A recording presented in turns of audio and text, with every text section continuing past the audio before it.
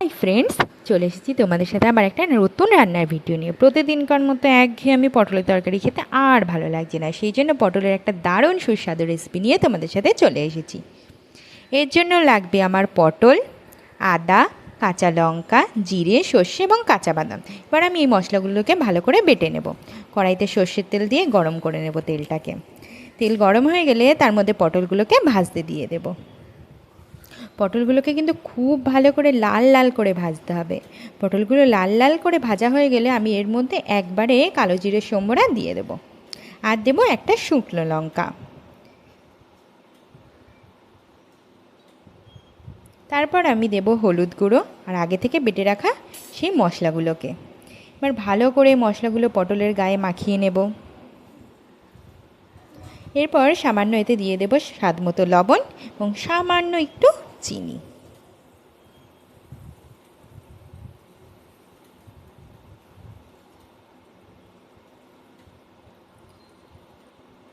মশলাগুলো পটলের সাথে ভালো করে মিশে গেলে দিয়ে দেবো সামান্য জল। জল দিয়ে কিন্তু বেশিক্ষণ ধরে ফোটাবো না, কারণ এটার মধ্যে সর্ষে বাটা দিয়েছি। সর্ষে বাটা দেওয়া থাকলে বেশিক্ষণ ফোটালে তেতো হয়ে যাবে। আর ওপর থেকে দিয়ে দেবো সামান্য সর্ষের তেল। তাহলে রান্নাটা করে আমাকে অবশ্য জানিও যে তোমাদের রান্নাটা কেমন লেগেছে। তাহলে আজকে এই অবধিই থাকুক।